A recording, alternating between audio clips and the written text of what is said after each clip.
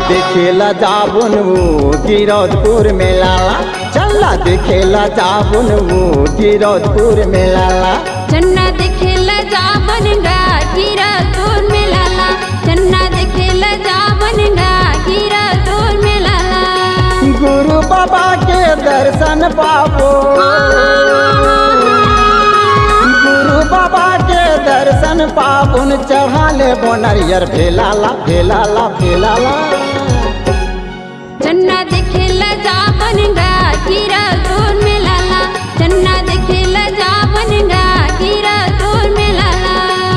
गुरु बाबा के दर्शन पाबो, गुरु बाबा के दर्शन पाबुन, चढ़ा ले बोनरियर भेलाला भेलाला भेलाला।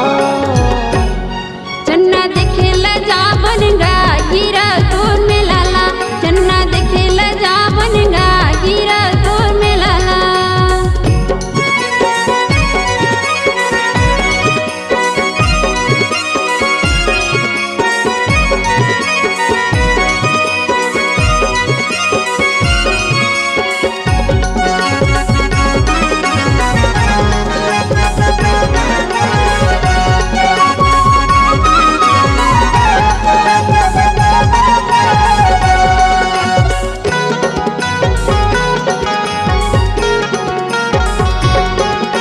नारियल फूल सुपारी धर ले बांगल के पाती।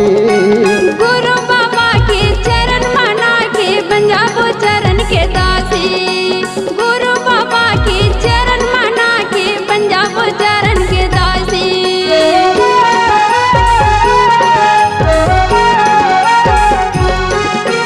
नारियल फूल सुपारी धर ले बांगल के पाती। गुरु बाबा के चरण मना के बन जाबो चरण के दासी, गुरु बाबा के चरण मना के बन जाबो चरण के दासी। ऐसा न मौका नहीं मिला वो,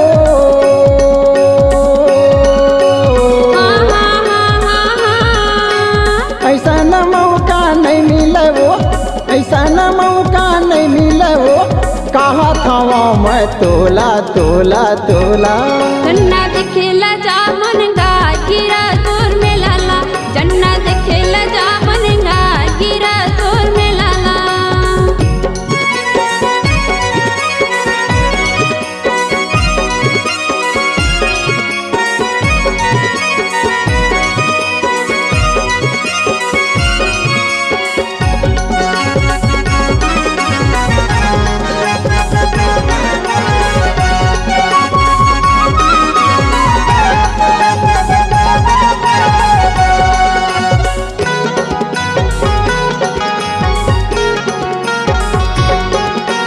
चरण कुंड अमृत कुंड के कतका करो बखान। ओहि में नहाबो हम राजा बन जाहि जिंदगी महान, ओहि में नहाबो हम जुड़ी बन जाहि जिंदगी महान।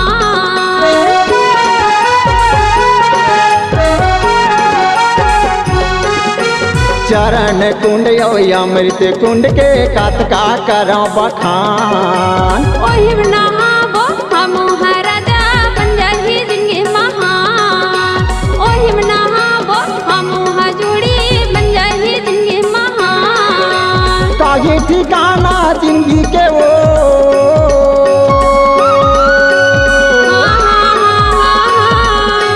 काहे ठिकाना जिंदगी के वो, काहे ठिकाना जिंदगी के वो। तार ले वो पापी चोलाला चोलाला चोलाला। चन्ना देखेला जाबन गा गिरौदपुर में लाला, चन्ना देखेला जाबन गा गिरौदपुर में लाला।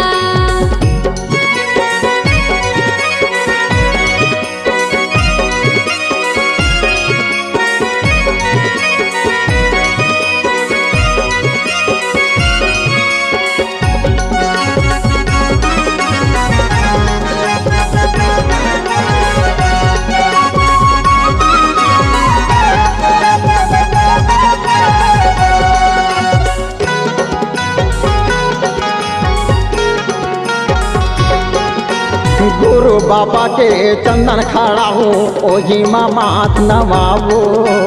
ओही खड़ा होके दुराला राजा माथ में तिलक लगावो। ओही खड़ा होके दुराला जोड़ी माथ में तिलक लगावो।